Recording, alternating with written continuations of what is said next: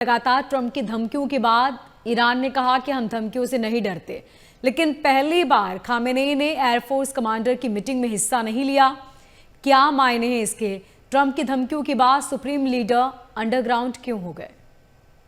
देखिए, ईरान में 3 बड़े प्रकरण हुए हैं कल से आज तक। पहली बात तो जो आपने कहा जी, खामेनी साहब आए नहीं और अंडरग्राउंड हो गए। देखिए, अंडरग्राउंड आदमी तभी होता जब उसे मौत का डर होता। बिना मौत के डर के कोई भागता नहीं। मौत का डर एक ऐसा डर है ना जो हर एक को भागने के लिए मजबूर करता है और हर एक की सिट्टी पिट्टी गुम हो जाती है। तो अभी सीधी सी बात है, खमेनी को लगता है कि अमेरिकन अटैक होगा और वो टारगेट पे है। क्योंकि अगर खमेनी गए तो ये जो सारा नेगोशिएशन वगैरह ये सारी खत्म हो जानी है। तो एक तो ये रीजन है जो वो आए नहीं। अब ईरान ने एक और पासा चला है। अब आज रात को बेंजामिन नेतन्याहू जाएंगे, आप जानते हैं कि वो अमेरिका जाएंगे।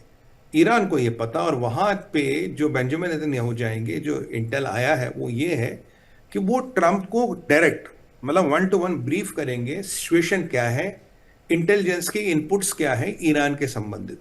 पहले डेविड बार्ने जाते थे, मोसाड के हेड, या शिनबिट के हेड को भेज दिया या किसी और को भेज दिया। अब की बार ये माना जाता कि नेतन्याहू खुद बैठ के ट्रंप के साथ, मतलब ऐसे बैठ के टेबल अक्रॉस द टेबल बात करेंगे, उनको खुद ब्रीफ करेंगे क्या विकल्प है, क्या ऑप्शन है, क्या तैयारी हो रही है।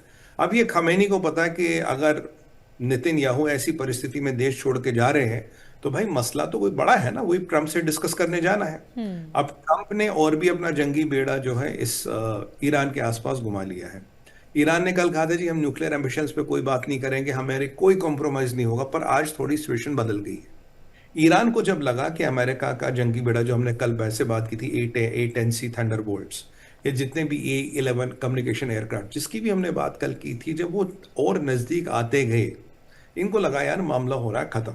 तो आज ईरान ने एक नई गुगली मारी फेंकी है। उसने कहा जी भाई ऐसा है कि मैं अपनी एनरिच न्यूक्लियर स्टॉक पाइल को लेके थोड़ी बहुत बात कर सकता हूं। यानी कि देखिए, 440 किलोग्राम यूरेनियम इन्होंने 60% तक एनरिच कर रखा है।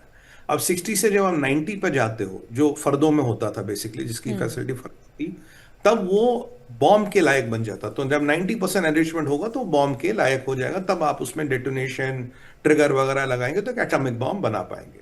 अभी जो 440 किलो यूरेनियम है, ईरान कह रहा है कि भाई मैं इसको लेके बात कर सकता हूं कि मैं इसका 50% 60% दूंगा, पर अमेरिका की मंशा है नो यूरेनियम, 100% जीरो, दुकान बंद करो, बैलिस्टिक मिसाइल्स पे बंद करो।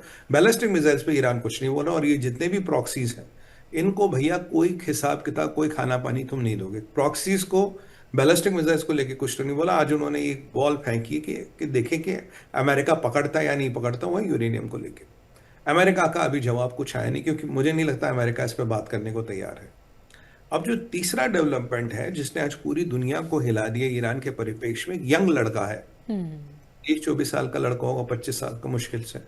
उसने एक 10 मिनट का वीडियो बनाया है, और उस वीडियो के बाद उसने खुदकुशी कर ली, सुसाइड कर लिया। वो वीडियो डोनाल्ड ट्रंप के लिए उसने बनाया, ये पूरे दुनिया भर के मीडिया में वायरल हो गया। वो कह रही थी कि ईरान में 40,000 लोग मार दिए खमेनी ने, ईरान में नौकरी नहीं है साहब, मैं अपने माँ बाप का लौता बेटा हूं, मैं जिंदगी में कुछ नहीं कर पाया, मेरे पास कोई काम नहीं है, मैं कुछ नहीं कर पा रहा हूं, और मेरे माँ बाप को बड़ा दुख होगा। डोनाल्ड ट्रंप से मैं अपील कहता हूं कि आप इनसे नेगोशिएशन ना करें, आप इनसे कोई बातचीत ना करें, आप अटैक करें और हमें इससे मुक्त करें।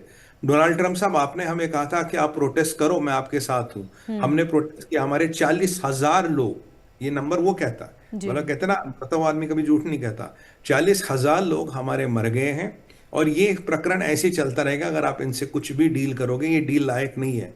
वो तो यहां तक भी जाता, कहता है कि जी मैं जिंदा रहना चाहता हूं, मैं जीना चाहता हूं। एक कोट दिखाता है, कह रहा है ये मैंने और कोट खरीदा था कि मैं कभी बर्फ देखूं, पर हम जिंदगी भर यहां से निकल ही नहीं पाए।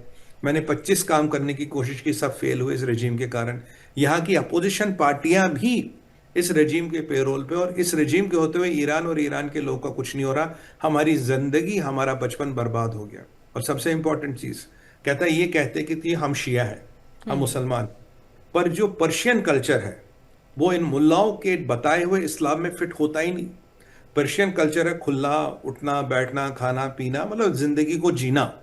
कह रहा जब से ये आए हैं, जो हम पे इन्होंने शिया होने का मतलब ना मुहर लगा दिया, और ऐसे जीना है, ये पहनना है, ये नहीं पहनना है, कहता है ये तो पर्शियन कल्चर ही नहीं है।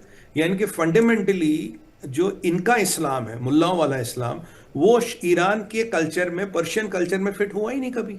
इसलिए हम उस कल्चर को मानते नहीं। आपको याद होगा कहीं सारे इश्तिहार आए थे अखबारों में कि ईरान में 80% मस्जिदें खाली है, कोई जाता नहीं नमाज पढ़ने।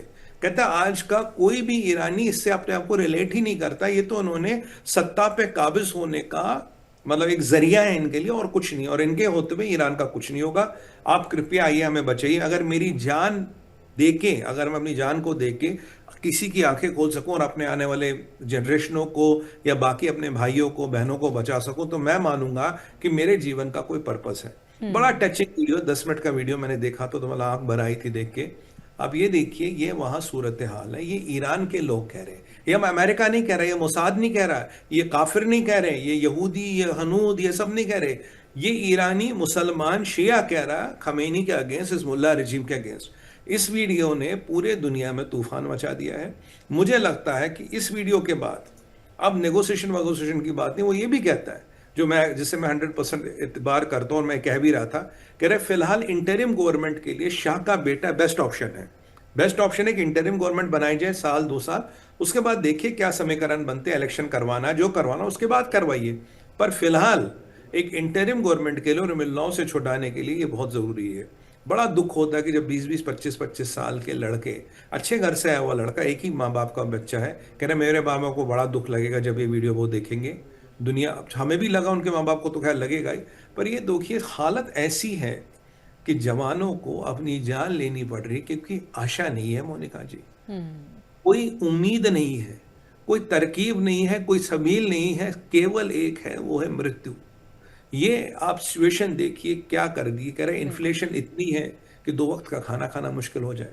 अब ऐसे में अगर युवा खुदकुशी नहीं करेगा और क्या करेगा? ऐसे में 40,000 लोगों को आप मार के गद्दी पे तो नहीं बैठ सकते। ये तो बहुत सीधी सी बात है। तो अब यहां मुझे लगता है नेगोशिएशन नहीं होगा। अब तो भाई वही है कि अटैक जब भी होना, जैसे भी होना, बेंजामिन नेतन्याहू जाएंगे ट्रंप के साथ, जो फाइनल मीटिंग जो भी उनको आगे पीछे करना उसको करके अपना आगे की कार्रवाई होगी। ये है टोटल अपडेट।